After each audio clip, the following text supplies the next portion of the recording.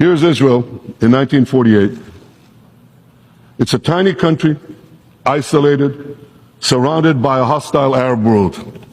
In our first 70 years, we made peace with Egypt and Jordan, and then in 2020, we made the Abraham Accords, peace with another 4 Arab states.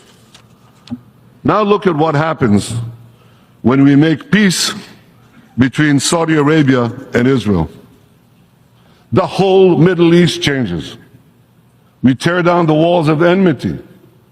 We bring the possibility of prosperity and peace to this entire region, but we do something else.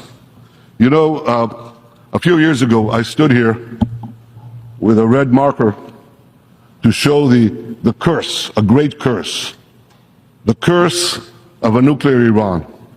But today I bring this marker to show a great blessing, the blessing of a new Middle East between Israel, Saudi Arabia, and our other neighbors.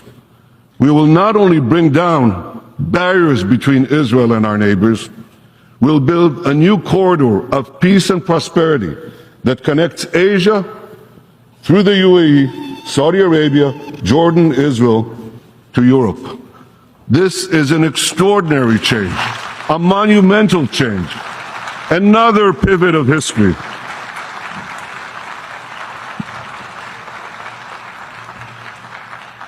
Now, as the circle of peace expands, I believe that a real path towards a genuine peace with our Palestinian neighbors can finally be achieved. But there's a caveat. It has to be said here, forcefully. Peace can only be achieved if it is based on truth. It cannot be based on lies. It cannot be based on endless vilification of the Jewish people. Palestinian leader Mahmoud Abbas must stop spreading the horrible anti-Semitic conspiracies against the Jewish people and the Jewish state. I mean, he recently said that Hitler wasn't an anti-Semite. You can't make this up. But he did. He said that. And the Palestinian Authority must stop glorifying terrorists. They must stop its ghoulish pay-to-slay policy of giving money to Palestinian terrorists for the murder of Jews.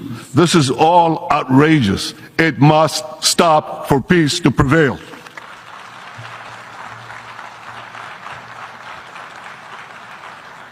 And anti-Semitism must be rejected wherever it appears, whether on the left or on the right, whether in the halls of universities or in the halls of the United Nations.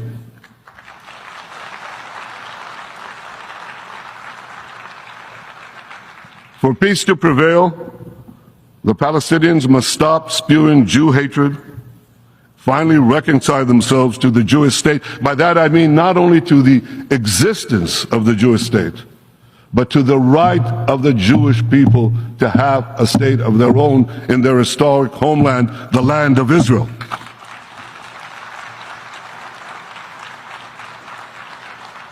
And let me tell you, the people of Israel yearn for such a peace. I yearn for such a peace. As a young soldier over half a century ago, my comrades and I in Israel's Special Forces faced mortal dangers on many fronts, on many battlefields, from the warm waters of the Suez Canal to the frozen slopes of Mount Hermon, from the banks of the Jordan River to the tarmac of Beirut Airport. These experiences and other experiences taught me the cost of war. A fellow soldier was killed next to me. Another died in my arms. I buried my older brother. Those who have personally suffered the curse of war can best appreciate the blessings of peace. Now, there are many hurdles on the path to peace. There are many hurdles on the extraordinary path to peace that I've just described. But I'm committed to doing everything I can to overcome these hurdles, to forge a better future for Israel and all of our peoples, all the peoples in our region. 2 days ago,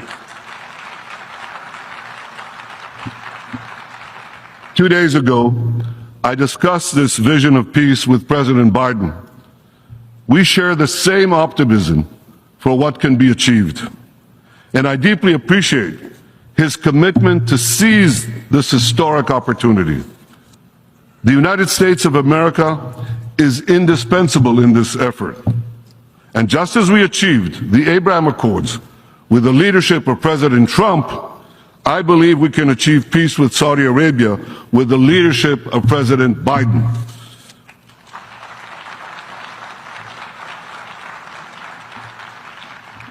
Working together with the leadership of Crown Prince Mohammed bin Salman, we can shape a future of great blessings for all our peoples.